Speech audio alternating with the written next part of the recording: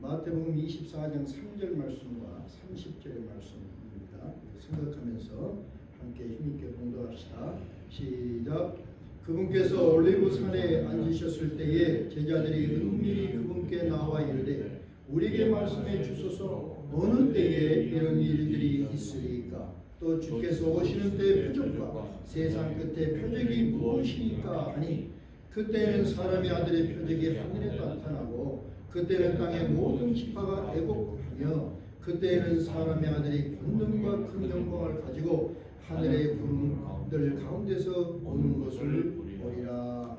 아멘. 이 말씀 가지고 예수님의 재림에 대해서 우리 상고합시다. 우리 주님의 성령 찬양합시다. 주님의 성령 지금 이곳에 임하소서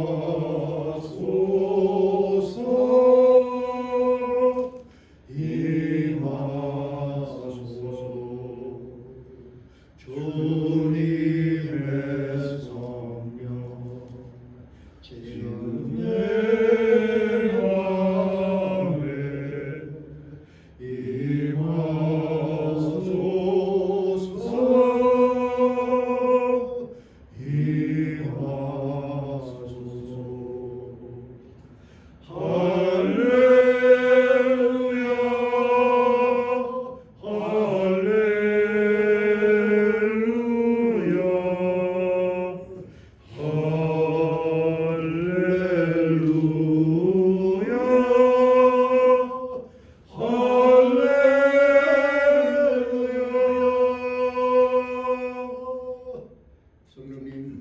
성령님 이 시간 오셔서 우리의 심령 깊은 가운데 임재해 주시고 이 방 안의 공기까지 장악하여 주셔서 모든 사탄 마귀 속삭임 막아 주시고 모든 마음의 잡념들도 차단하여 주셔서 오늘 주신 말씀과 온전하게 연합되게 하여 주시옵고 내일에 대한 우리의 삶을 어떻게 살 것인가 무엇을 준비할 것인가를 다시 한번 깊이 생각하는 지혜도 오늘 말씀 안에서 허락하여 주시옵소서. 부정한 종은 십자가 뒤에 가려주시고 아버지 하나님 허락하신 말씀만 온전하게 전하게 하옵소서.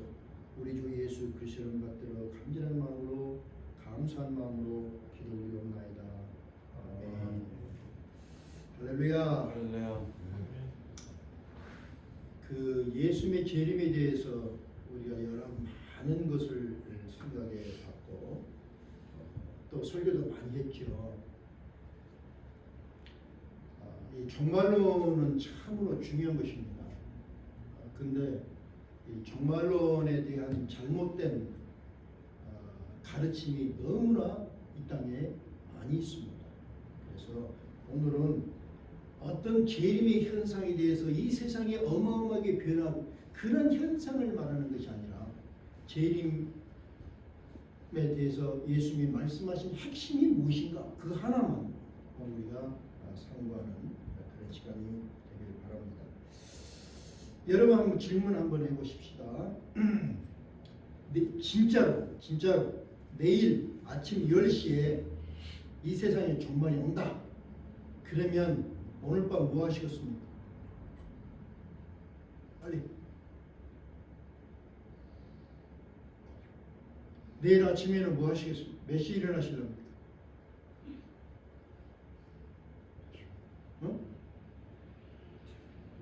아니 대답이 없어요. 엄집사님 내일 아침 몇 시에 일어나시렵니까? 지금 안 되겠지. 잠 안 자고 기다릴 겁니까? 많은 사람들은 종말이 10시에 온다는데 준비하고 막 김도 끓이고 잠도 자지 말고 준비해야지. 그래? 이런 말이 있잖아요. 내일 세상에 종말이 오도 오늘 한 그릇 나무를 심는다. 그렇죠? 예수님의 재림하는 날이 종말인데 그 종말은 안 믿는 사람에게는 두려운 심판이 오니까 두려운 날이지만 우리에게는 기쁜 날이에요. 기쁜 날.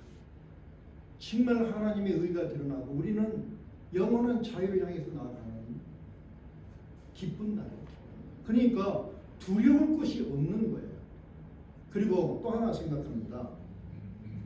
재림이라는 그 종말은 하나님의 일이에요.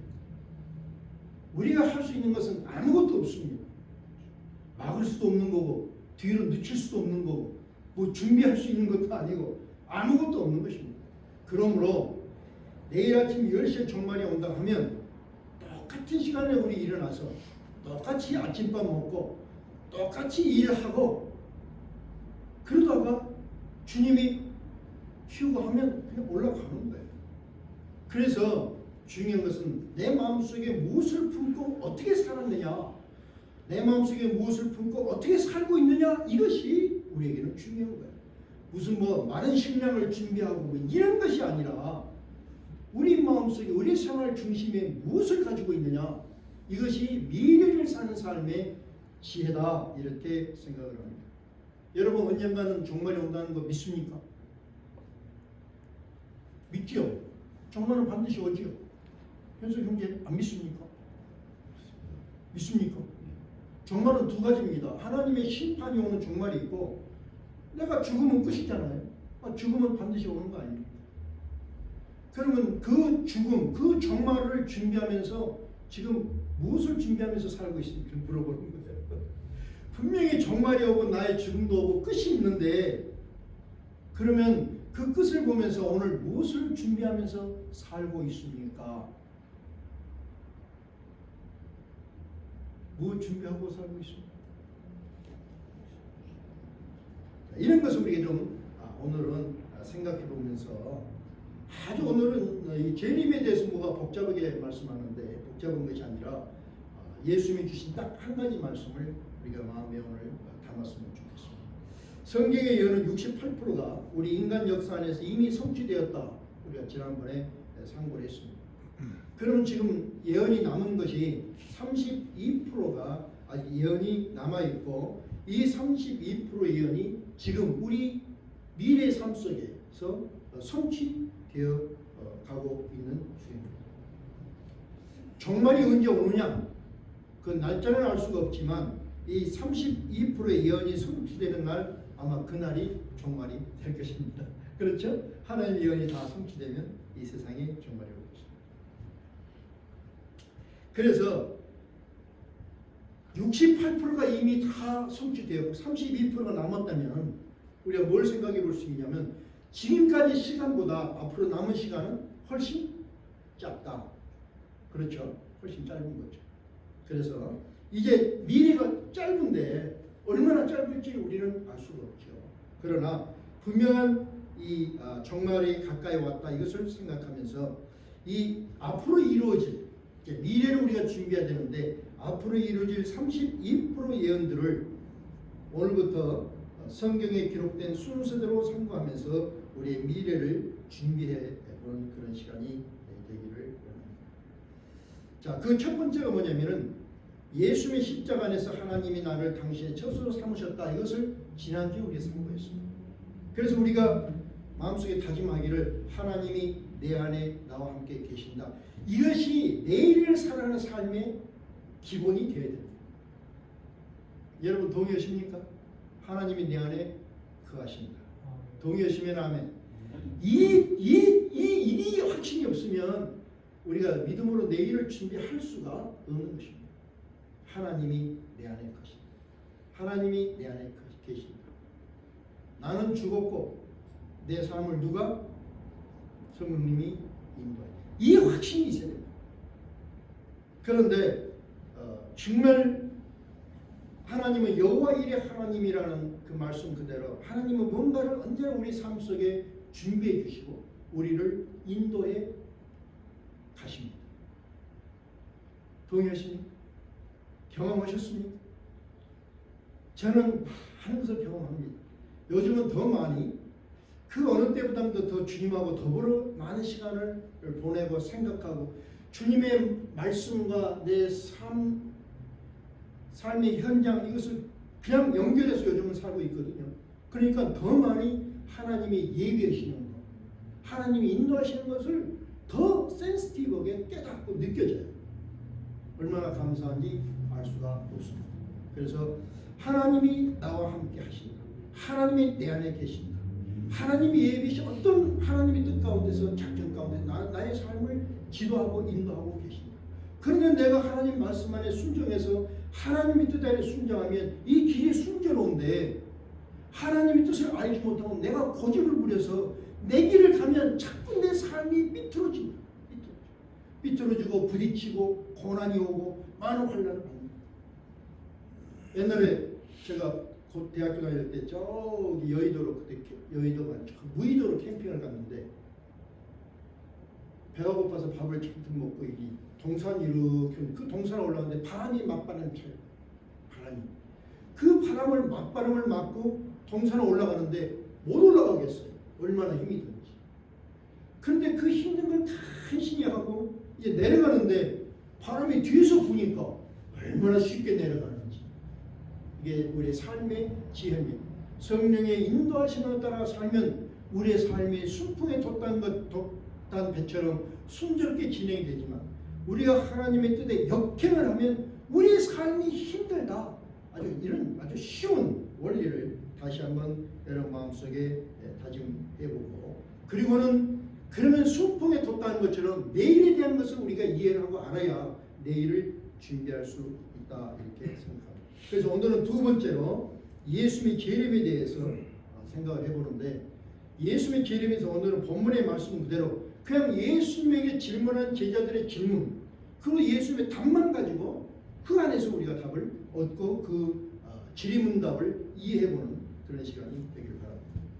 첫째 재림은 무슨 뜻인가? 재림 헬라어로는 파루시아 이래 됐는데 이 파루시아는 왕과 같으니 왕과 같은 권위 있는 자가 권위를 가지고 능력을 가지고 온다, 도착한다, 출현한다 이런 뜻을 가지고 있습니다.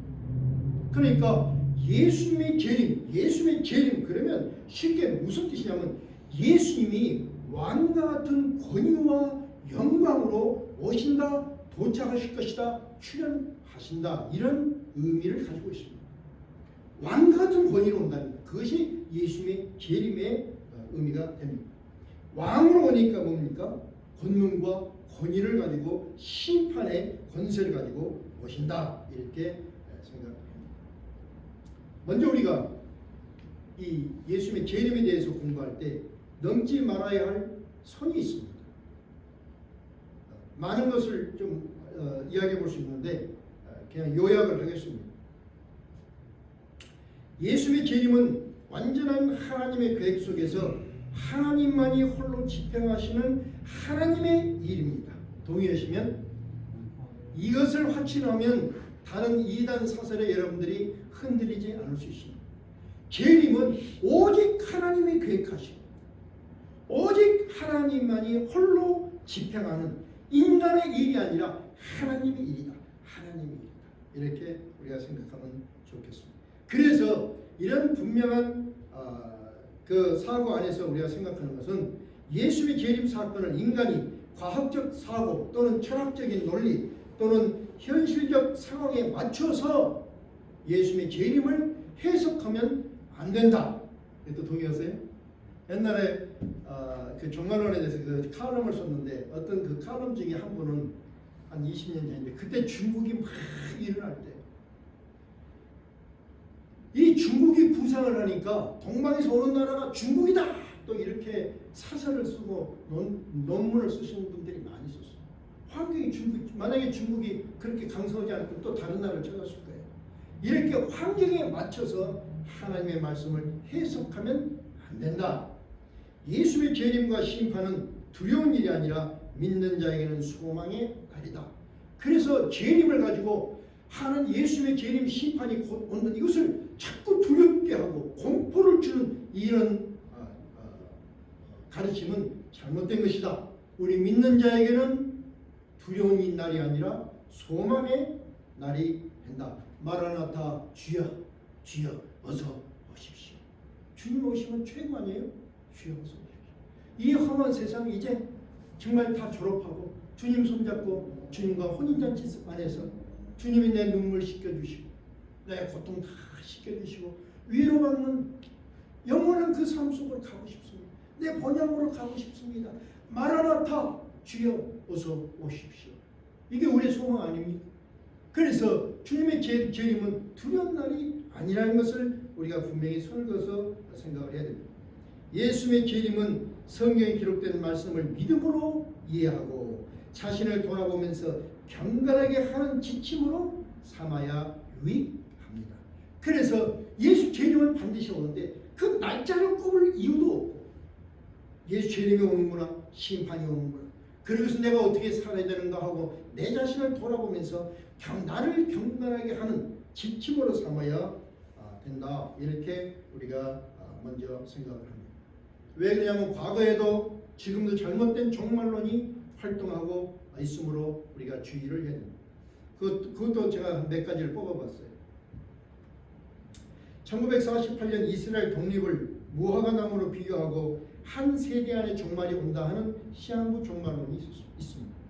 인류의 역사를 6천년으로 보고 2000년 이후부터 종말이 시작된다는 세대주의 종말론이 있습니다. 이건 아주 학파입니다. 구원의 절기를 인류 역사의 시간표로 해석해서 가을 절기에 예수가 재림한다는 절기 종말론도 있습니다. 마야 달력을 해석해서 지구 종말을 계산하는 마야 종말론도 있습니다. 다 들어보셨죠? 마야 달력 보셨죠?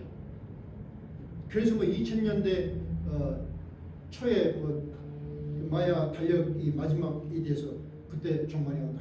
그래서 신문에서 떠들고 얼마나 시끄럽게 했는지 말도 못해요. 또 하나 666과 베리칩으로 종말을 주장하는 시한부 종말론. 이 베리칩 이거 가지고 또 그 단 10년 전이나 됐지요. 신문에마다 논문에 백악관에서는 지금 베리칩을 다 준비해서 이 베리칩을 여기다 이식하지 않으면 정부 베네핏을 못 받. 신문에도 신문에 있는 걸 요약도 하고 정부 문서라고 요약도 하고. 도대체 말도 안 되는 무식한 말들이 얼마나 이 땅에 많고 거기에 유혹된 얼마나 많은 사람들이 미혹된지 알 수가 없어요. 직통 계시한 계시 종말. 교주들이 그러죠. 자기가 직통 계시 받았다고. 이제 종말이 그 직통 계시 받은 계시는 얼마나 많습니다. 지금도 미국 패밀리 라디오라고 있어요. 그 운영한 사람이 해롤드 캠핑인데 이 사람도 시한부 종말론을 지금도 계속 주장하고 있어요. 그 외에도 수많은 종말론자들이 지금 우리를 이 세상을 미혹하고 있습니다. 그런데 모든 많은 이 이단들이 공통점이 있어요. 공통점. 이 종말론을 주장하는 사람들의 공통점은 첫째는 재림 날짜를 예언합니다. 언제 재림을 할 것이다. 두 번째는 이 재림을 예수님이 오시니까 어떻게 하냐면 예배하면서 준비해야 된다. 그래서 근데 잠도 안 자고 그냥 그 시간에 다 모여서 예배 드려야 휴거된다 이렇게. 재림을 준비하는 공동생활을 주장해요. 또 이 대부분이 공동생활. 그래서 재림을 준비해. 우리 땅 나라 영원한 나라에 함께 가니까 우리가 함께 그래서 공동생활이 많이 있잖아요. 세상적인 일은 무가치하게 여깁니다. 하늘나라에 가는데 여기 집이 이게 무슨 필요가 있고 당신 은행에 있는 계좌가 무슨 필요가 있냐? 빨리 다 가져와서 하나님께 드리자. 그래서 집 팔고 농 파는 사람이 얼마나 많았어. 세상 일을 무가치게 하는 사람. 집단 자살로 더 빨리 공중 재림에 동참한다고 유혹합니다. 그래서 집단 자살한 사건이 많이 있잖아요. 우리가 아는 것처럼. 이런 주장을 하는 사람들은 여러분이 멀리하는 게 좋습니다. 나중에 그 이단들이 주장했던 것을 가지고 한번 성경 공부를 하도록 하겠습니다. 우선 대강 이렇게 우리가 생각을 해보고 오늘은 예수님이 직접 알려주신 재림 사건을 성경에서 말씀하신 재림 사건들을 그냥 요약만 한다면 대표적인 것이 마태복음 24장 30절이에요. 예수님이 하신 말씀이에요. 그때 예수님이 재림하실 때는 권능과 큰 영광을 가지고 하늘의 구름들 가운데서 오신다. 예수님이 직접 말씀하셨습니다. 여기서 보면은 뭐를 우리가 볼 수 있냐면 왕적 권능과 영광된 모습으로 오신다. 모든 인류가 다 볼 수 있는 가시적인 모습으로 오실 것이다. 먼저 죽은 자를 살리시고 세상을 심판하실 것이다. 당신의 백성들에게 더할 수 없는 찬란한 영광을 주실 것이다. 당신의 백성들을 새 하늘과 새 땅으로 인도하실 것이다. 이것이 성경에서 예수님이 하신 말씀입니다. 이렇게 재림에 대해서 예수님이 말씀하시고, 그리고는 예수님이 경고하신 것은 뭐냐면, 이제 경고예요. 이 종말론에 사는 사람들에 대한 경고의 말씀이 뭐냐면, 그날과 그때는 아무도 모르나니 하늘의 천사들도 아들도 모르고 오직 아버지만 아신다. 그때는 아무도 모른다 하고 예수님이 미리 다 알려주셨습니다. 이 말씀을 받았던 바울이 성도들에게 권면하기를, 영어로나 말로나 우리에게 받았다는 어떤 서신으로나 주님의 날이 이르렀다고, 지금 종말날이 이르렀다고 하는 그런 말들에 동요되지 말고 두려워하지 말라, 이렇게 강력하게 권면을 했습니다. 자, 예수님이 재림에 대해서 말씀하시고 떠나신다고 말씀하니까 제자들이 질문합니다. 우리에게 말씀해 주십시오. 어느 때에 이런 일들이 있겠습니까? 다시 말하면 어느 때에 주님이 재림할 것입니까? 하고 묻습니다. 모든 이들의 질문이죠. 예수님이 대답합니다. 그날과 그 시간은 결코 아무도 알지 못한다. 천사도 모르고 아무도 모른다. 다시 분명하게 말씀해 주셨습니다. 그러므로 오늘 이 시대에 예수님이 재림하는 날짜를 계산하는 사람들은 잘못된 사람들이다, 잘못된 신앙이다 하고 우리가 분명히 알 수 있는 것입니다. 또 하나 우리가 경각하는 것은 언제 올지 알 수 없고 날짜와 시간을 때를 알지 못하니까 어떡합니까? 그러면 당장 있으면 5분 후에도 오실 수 있잖아요. 문제는 그러니까 우리는 더욱더 경각하고 더욱더 경건하게 우리를 잘 지켜야 된다 하는 것을 우리가 생각하는 거예요. 맨날 몇 시 온다 그러면 더 쉬워요. 그렇죠? 그냥 뭐 하다가 그때 조심하고 그때 뭐 앞에 가서 예배를 드리든 뭘 하면 되니까. 근데 시간과 때를 모르는 거예요. 그래서 우리는 더욱더 경건하게 내 자신을 지켜야 된다고 주님이 알려주고 있습니다. 그러니까 제자들이 또 질문해요. 만약에 그렇다면 표적은 어떤 겁니까? 주님이 오시는 표적과 세상에서 나타나는 표적은 어떤 것입니까? 뭔가를 좀 알고 싶은 거예요. 그냥 무조건 기다릴 수가 없는 거예요. 그 표적을, 현상과 이 세상에 예수님 오시는 현상, 세상에서 나타나는 어떤 현상이 무엇입니까? 물어보니까 예수님이 뭐라고 대답하셨냐면, 홍수 이전 시대에 노아가 방견으로 들어갈 때까지 그들이 먹고 마시고 장가가고 시집가고 하면서 홍수가 나서 그들을 다 쓸어버릴 때까지 알지 못하였나니 사람의 아들이 어느 곳도 그러하리라. 예수님이 오실 때 현상은 어떤 현상이냐? 노아의 홍수 때의 심판과 같은 사회상을 가지고, 그런 삶의 가치관을 가지고 사람이 육신이 되어 있는 그때에 예수님이 이 땅에 오실 것이다. 재림의 징조를 그렇게 설명하셨어요. 무슨 땅이 뭐 뒤치기 흔들리고 하늘에서 별이, 이런 것보다도 예수님은 우리가 가지고 있는 그 영적인 그런 모습, 정말 큰 부패된 그때 예수님은 재림에 하셔서 심판하실 것을 말씀했어요. 자, 그러면 노아 시대의 그 사회상을 우리 다시 한번 생각해 봅니다. 노아 시대의 사회상을 이렇게 설명을 했습니다. 사람이 땅 위에 번성하기 시작할 때에 그들에서 딸들이 나니 하나님의 아들들이 사람의 딸들의 아름다움을 보고 자기들이 좋아하는 모든 여자를 아내로 삼은지라. 여기서도 잘못된 신앙이 많아서 천사가 내려와서 사람의 딸들과 혼합을 해서 자식을 낳는데 그게 네피림이다. 그런 잘못된 신앙이 많이 있습니다. 여기서 말하는 것은 하나님의 백성들이 세상 사람들과 연합된 이 영적인 부패를 말하고 있습니다. 영적인 부패와 모든 자기가 좋아하는 대로 모든 여자를 아내로 삼고 모든 여자를 아내, 다시 말하면 무한 욕구를 말하고 있어요. 그러니까 영적으로는 아주 부패돼요. 영적으로 부패되니까 그들은 가지고 있는 게 뭐냐면 욕심, 무한 욕구, 욕심이 가득 차 있는 그런 모습. 그래서 생각하고 계획하는 것이 다 악하다고 그랬어요. 생각하고 계획하고 집행하는 것이 의를 찾는 것이 아니라 자기 욕심, 자기 어떤 풍요, 자기 충족, 이런 이기에 아주 뭉쳐있는 그런 모습을 말씀하고 있습니다. 그 결과가 뭐냐? 나의 영이 영원히 사람과 함께 아니하리니 이는 그들이 육신이 되었기 때문이라고. 육신이 영성으로는 아주 영적으로는 완전히 죽어버렸어요. 완전히 육신의 사람, 육적인 사람, 육적으로 원하는 삶이 그들의 삶의 중심이 되었다. 그래서 하나님의 영이 그들을 떠나버렸다. 우리 생각해보는 거예요.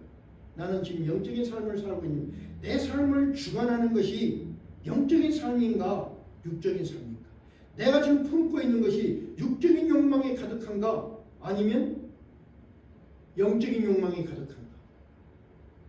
서원이 가득한가? 한번 비교를 해보는 거예요. 내 마음속에 내가 뭔가를 품고 있는데 내 마음의 생각과 묵상 몇 프로가 육신적인 거고 몇 프로가 영적인 것인가? 한번 생각해요. 세상 사람들은 100% 육신적인 거예요. 그렇죠. 우리 믿는 사람은 달라야 됩니다. 그런데 평가해보는 거예요. 나는 영적으로 하나님의 의를 위해서 복음을 위해서 내 마음속에 품고 있는 몇 프로인가 하고 생각을 해보는 거예요. 그래서 내가 육신적인 사람, 육적인 사람인가 영적인 사람과를 구분을 해야 됩니다. 육적인 사람이라면 하나님은 분명히 말씀하시기를 나의 영이 그들에게 떠났다. 왜? 넌 육신으로 가득 차 있기 때문에. 굉장히 중요합니다. 그러나 그들의 날은 120년이 되리라고 했어요. 다시 말하면 하나님의 심판은 뭐냐면 육신이 되었던 심판은 뭐냐면 하나님이 영에 떠난 영적인 단절을 말씀하고 있고 그리고는 기회를 세 가지를 주셨어요. 기회를 세 가지. 첫째는 120년간 회개할 기회를 주셨어요. 육신이 되었어도 복음이 전해지니까 회개하고 돌아와라. 회개하고 돌아와. repent. 회개하고 돌아와. 회개하면 용서하는 거예요. 우리에게는 중요한 것이 있어요. pay off. 오늘 우리 목사님 성경 공부 때 그 생각해봤어요. pay off와 forgive는 있습니다. pay off는 뭐냐면 예수님의 십자가 안에서 우리의 원죄를 다 갚아버렸어요. 그게 pay off예요. 그런데 원죄는 다 갚아졌지만 우리 삶 속에서 우리가 매일마다 자범죄를 하나님 뜻에 거스리는 것이 거스리는 생각이 죄라고 했어요.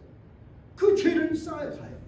근데 이것은 어떻게 우리가 회개를 함을 통해서 하나님이 복임은 다시 용서하는 거예요. 그런 분을 통해서 우리가 하나님의 손을 잡고 구원의 길로 나갈 수 있습니다. 내가 회개하지 않으면 복임을 받지 못하면 그러면 가졌던 구원을 얻을 수 없는 잃어버린 버려진 자들이 되는 거예요. 우리에겐 중요한 거예요. 그래서 120년간 회개할 기회를 줬어요. 회개할 기회. 뿐만 아니라 두 번째는 구원의 방주를 예배해 주셨어요. 회개에서 돌아나와서 보호받을 수 있는 곳이 방주예요. 오늘날 교회를 주셨어요. 이 교회에서 보호받을 수 있도록 하나님이 역사해 주셨어요. 세 번째는 120년 동안 노아가 방주를 건축하면서 뭐라고 그랬습니까? 혼자 방주만 건축했어요? 그게 아니라 120년 동안 복음을 전했어요. 하나님의 심판이 임하실 거다. 그러니까 너희들 깨어서 이제는 방주로 돌아오라. 하나님 앞에 돌아오라. 120년 동안 외쳤어요. 복음이에요. 오늘 이 시대와 똑같이 회개 시간을 줬습니다. 교회를 주어서 보호합니다. 교회에서 복음이 선포돼서 그들을 구원하는 역사를 지금 이루고 계신 것을 볼 수 있습니다. 근데 노아 시대 때는 어떻게 했느냐? 사람들 노아로부터 하나님의 심판이 있다는 복음을 120년 동안 들었어요. 그 복음의 소식을 120년 동안 다시 말해 하나님의 심판이 있다는 것을 120년 들었고 그냥 홍수가 온다는데 날씨가 큰 변화가 없는 것이야. 제가 생각할 때는 어떤 환경적인 변화, 홍수의 징조와 표적을 인지했을 것입니다. 갈수록 바람이 심하게 분다든가 뭔가 환경을 통해서 분명하게 인지를 했을 것입니다. 그런데도 복음을 듣고 하나님의 심판이 임한다고 했고 환경적으로 뭔가가 다른 뭔가를 자꾸 느끼게 됩니다. 방주라는 그 구원의 초소가 있는 것을 눈으로 봤는데 그런데도 사람들은 먹고 마시고 장가가고 시집가는 일상, 그냥 그들의 일상, 이 일상생활이 그것이 전부인 줄을 착각하고 있었어요. 저는 여기서 강조하고 싶은 것이 일상생활이에요. 그 일상생활이 전부인 줄 알았어요. 오늘 이 시대에도 많은 사람들이 나 일하는데, 내가 풀타임 일하고 일하는데, 성실하게 일하는데 이게 전부인 줄 알고 있어요. 내가 성실하게 일하니까 하나님이 축복해 주시겠지. 아니요. 열심히 일하는 것은 사람도 열심히 일하지만 동물도 열심히 일해요. 동물은 사람보다 더 열심히 일해요. 목숨 걸고 일해요. 여러분 한번 질문합시다. 열심히 일하면 축복받습니까? 열심히 일하면 구원받습니까? 전혀 관계없습니다. 열심히 해야지요. 게으르면 안 되지. 그러나 구원하고는 전혀 관계가 없어요. 열심히 일하면 하나님이 축복해서 열심히 일한 대로 10배, 20배, 100배 열매를 얻습니까? 아닙니다. 방향이 올바른 일에 열심을 내면 10배, 50배, 100배 열매를 얻지만 잘못된 방향으로 열심히 일하면 고통만 더해가는 것입니다. 이해되시면 하면 인생 철학에 그렇죠. 내가 아무리 열심히 일을 해도 망하는데 왜 망해요? 내가 잘못된 길로 잘못된 일에 열심을 했기 때문에 망하는 거죠. 이 시대도 사람들은 성경의 예언들이 하나씩 성취되는 것을 목격하고 있습니다. 우리가 지난번에 공부했죠. 68%가 성취되었어요. 이스라엘이 회복되었어요. 수많은 기사 이적을 우리가 보고 있습니다. 하나님의 성경적 예언들이 성취되는 것을 보고 있습니다. 전세적인 폭염, 홍수, 여러분 요즘 홍수 아시죠? 세계적인 홍수, 지진, 전쟁, 코로나19, 변이된 전염병 모두가 이 땅의 심판의 징조를 지금 다 경험하고 있어요. 경험하고 있는데 그럼에도 불구하고 종말의 심판에 대해서 예수의 재림에 대해서 무관심하고 그냥 일상생활에 매여 있는 노아의 때와 같은 모습을 지금도 보고 있습니다. 이것이 무서워요. 그런 마지막 시대에 사는 당신의 백성들에게 예수님이 당부하신 거예요. 당신의 백성들이 믿는 자들에게 당부하시기를 그러므로 너희는 깨어 있으라. 너희는 깨어 있으라. 어느 시각에 너희 주가 올지 너희가 알지 못하지 않느냐. 깨어 있으라는 말씀은 잠자지 말라는 말씀이 아니라 언제나 의식하고 주님의 심판이 오신다는 것을 의식하면서 살아가. 이거 말씀입니다. 일상생활의 전부인 줄 살지 말고 그냥 일상생활을 생활이죠. 그러나 내 마음속에서는 다시 올 주님을 생각하고 주님 앞에 드려야 할 열매도 생각하고 내가 드려야 할 헌신과 봉사도 생각하고 뭔가 믿음 안에서 의식 있는 삶을 살라. 이것을 주님은 강력하게 말씀했어요. 저는 이 말씀을 여러분이 꼭 기억했으면 좋겠습니다. 그러자 제자들이 두 번째 다시 질문합니다. 재림하실 때 어떤 징조가 있습니까? 환경적인 징조를 다시 묻습니다. 예수님이 알려주세요. 예수님이 오실 때, 재림하실 때 16절에 주께서 호령과 천사장의 음성과 하나님의 나팔 소리와 함께 친히 하늘로부터 내려오시리니 그리스도 안에서 죽은 자들이 먼저 일어나고 그 뒤에 살아서 남아있는 자들도 구름 속으로 채워 올라가 공중에서 주를 만난다. 두 가지 말씀했어요. 죽은 자들이 예수님이 오시면 죽은 자들이 먼저 살아나고 예수 안에서 믿는 자들이 살아나고 남아있는 자들은 휴가 된다 하는 것을 누가? 예수님이 분명히 말씀해 주셨습니다. 이 휴거 예수님의 재림에 대해서 스가랴 선지자가 예수님이 오시기 전에 650년 전에 이 재림에 대해서 예언을 했습니다. 스가랴 14장 1절부터 4절에 말씀하고 있습니다. 제가 한번 봉독하겠습니다. 1절에 보니까 보라 주의 날이 주의 재림의 날을 의미하고 있습니다. 주의 날이 이르리니 사람들이 내게서 노력한 물건들을 내 가운데서 나누리라. 다시 말하면 그때는 예수님이 재림 주의 날은 어떤 날? 주님이 재림하는 날은 많은 사람들이 탐욕 속에 가득하리라. 탐욕이 가득하리라. 갈수록 이 세상은 문화가 발달하니까 어떡합니까? 이제는 그 에어택시, 택시 타고 공중에 날아갈 수 있는. 근데 다들 와 좋다 하죠. 그 돈 있어야죠. 옛날에는 걸어다닐 때는 예를 들면 10불이면 살았는데 지금은 자동차 2대, 3대 갖고 있으면 100불 있으면 100불 있어야 살아요. 이제는 에어카를 가지려면 1000불 있어야 살아요. 욕심이 한이 없어지고 더 많은 것을 가져야 됩니다. 오늘 사람들의 모습을 유심히 봅니다. 탐심. 그 마음속에는 물질의 욕심이 없다고 하지만 그 안에 물질의 욕심이 얼마나 이기적인 욕심이 가득한지 알 수가 없어요. 다시 말하면 어떤 사람들의 고난이나 이런 것이 아니라 내 가운데 나 그게 이기적인 내 가족 나 그런 욕심이 앞으로도 더욱더 말세가 될수록 강해질 것이다 하고 스가랴도 말하고 있습니다.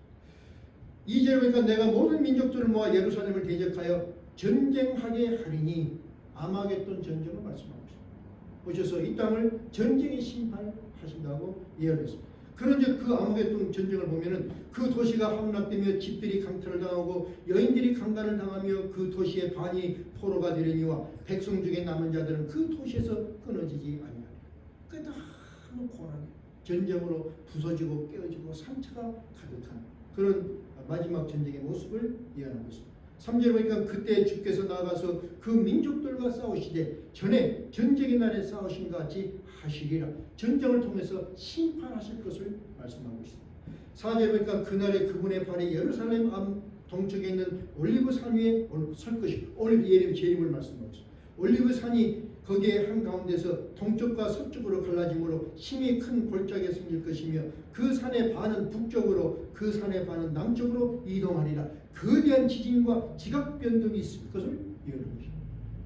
이렇게 스가랴 선지자가 예수님의 재림 때 상황을 그대로 예언을 했습니다. 유다도 재림 때 심판을 예언했는데 이렇게 예언합니다. 아담으로부터 7번째 사람인 에녹도 아들에 관해 예언하여 이르되 아들에 관해 예수를 말씀하고 있습니다. 보라 주께서 자신의 수많은 성도와 함께 오시나니 이렇게 예언했어요. 주님이 오실 때는 죽은 자들이 먼저 살아나고 그 수많은 성도들과 함께 이 땅에 재림하실 것을 예언하고 있습니다.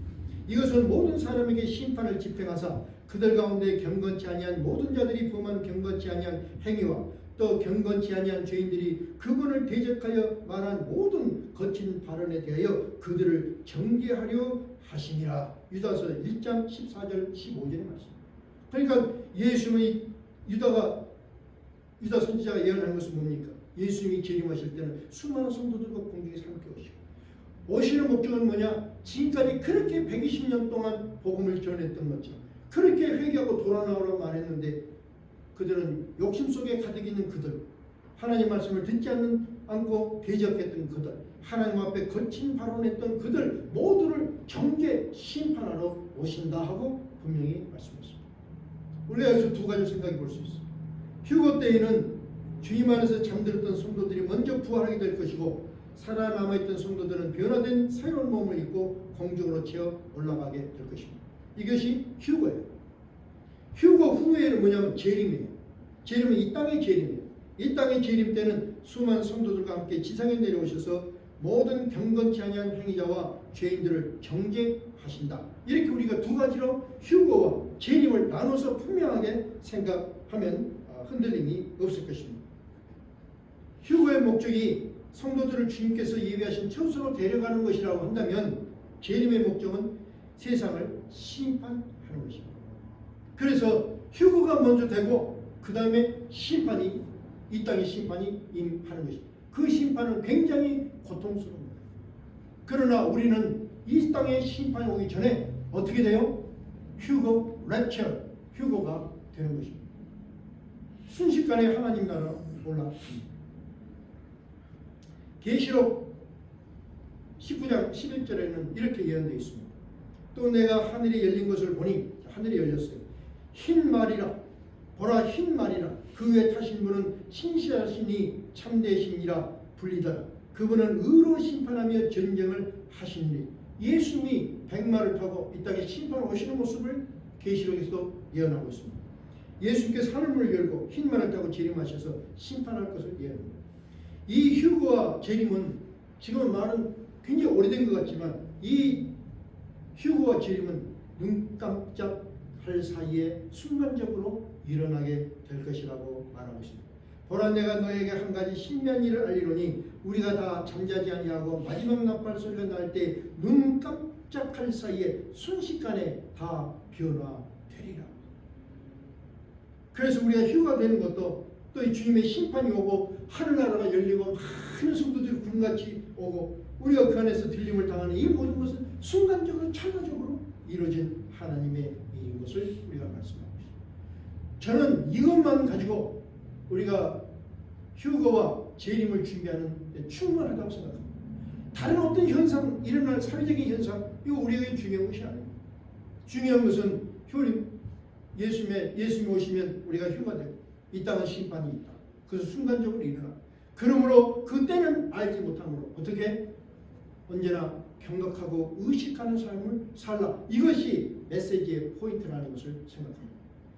결론을 한번 맺고 종합을 해보겠습니다. 예수님께서 재림하시기 직전에 이 세상은 더욱 영적으로 얻어질 것이다. 이것을 우리 생각합니다. 영적으로 앞으로 갈수록 영적으로 얻어질 것이다. 그러면 여러분은 더욱더 영적으로 밝아져야 됩니다. 인간의 욕망은 한없이 높아질 것입니다. 다시 생각합니다. 자연적인 세상의 인간의 욕망은 한없이 높아집니다. 그렇다면 우리는 어떻게 해요? 내 안에 있는 육적인 욕망이 높아져서 내가 육신의 사람이 되는 것이 아니라 거룩한 뜻을 품고 하나님 앞에 드릴 일인 것을 생각하면서 영적인 부분을 넓혀 가야 된다. 이것이 이 미래를 살아가는 삶의 지혜인 것을 봅니다. 자연 환경은 우리의 삶의 현장을 피폐하게 할 것입니다. 앞으로 살아가는 삶은 더욱더 어려워질 것입니다. 마음으로 각오를 하고 있어야 됩니다. 또 환경이 어렵다고 해서 환경이 우리가 치우칠 이유는 하나도 없습니다. 믿음 안에서 환경을 이겨나가는 겁니다. 앞으로는 더욱더 피폐해질 거예요. 어떻게 피폐해질지 더욱더 피폐해질 것입니다. 준비하는 거예요. 각종 전염병은 세계적인 것이 되어 인간을 고통스럽게 할 것입니다. 코로나 이걸로 끝나겠습니까? 더 험하고 더욱더 센 전염병이 앞으로 오겠지요. 그래서 우리의 삶을 고통스럽게 할 것입니다. 거기서 보호받는 것은 뭐냐? 십자가 보혈밖에 없다는 것을 다시 한번 각성을 할 때 우리가 미래의 고난을 예비할 수 있는 것입니다. 사람들은 점점 더 교회와 복음에 무관심해질 것입니다. 그런 현상이에요. 그러나 사람들은 더욱더 교회와 복음에 무관심해질수록 우리는 어떻게 더 교회 중심적으로 살아야 되고 복음을 전할 수 있어야 된다. 이것이 종말을 살아가는 삶의 지혜가 되어야 된다. 예수님이 우리에게 당부하신 말씀이 두 가지가 있는데 보라 내가 속히 오리니 이 책의 대언의 말씀을 지키는 자가 복이 있다. 이 말씀을 지키는 지금 제가 말씀드린 말씀을 지키면서 이 말씀 안에서 내가 어떻게 내 행동을 할 것인가 이 자가 복이 있다 하고 말씀하고 있는 거예요. 두 번째는 보라 내가 속히 오리니 내가 줄 보상이 내게 있어 각 사람에게 그의 행위에 따라 주리라. 행동하는 믿음이에요. 믿음은 지식적인 것이 아니라 이 말씀을 받아서 내 삶 속에 어떻게 어플리케이션 하느냐 하는 행동하는 믿음이 우리에게는 중요해요. 아무리 설교를 하고 설교를 들어도 집에 가서 다 잊어버리고 그럼 똑같은 게 무슨 의미가 있니? 말씀을 내가 받았으면 말씀을 가지고 내 삶이 적용이 돼야지. 우리 성도들은 이런 말씀에 적용이 돼서 내가 행위에 따라 보상한다. 행위에 따라. 하나님 나라에 가서 예수님의 보혈로 우리가 구원받아서 하나님 나라 갔는데 아무 공로가 없어서 부끄럽게 뒷머리만 긁고 있으면 어떡합니까? 영원히 살아나는데 그렇잖아요. 영원히 살아야 됩니다. 그리고 예수님과 대면에 살고 하나님과 대면에서 사는데 아무 공로가 없어갖고 오면 어떡합니까?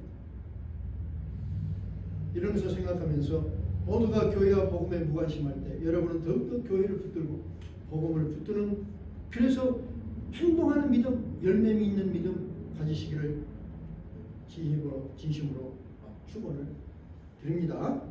그래서 우리가 이 말씀을 기억하면서 정말 마라나타 주여 어서 오십시오 이렇게 준비하며 기다리는 우리 모두가 되기를 주님의 이름으로 축원합니다. 우리 저녁에 동성으로 기도합시다. 정말 우리가 내일을 준비해야 되는 삶을 살아야 되고 주님이 오시는 날을 준비하면서 살아야 됩니다. 한번 다짐하십시다.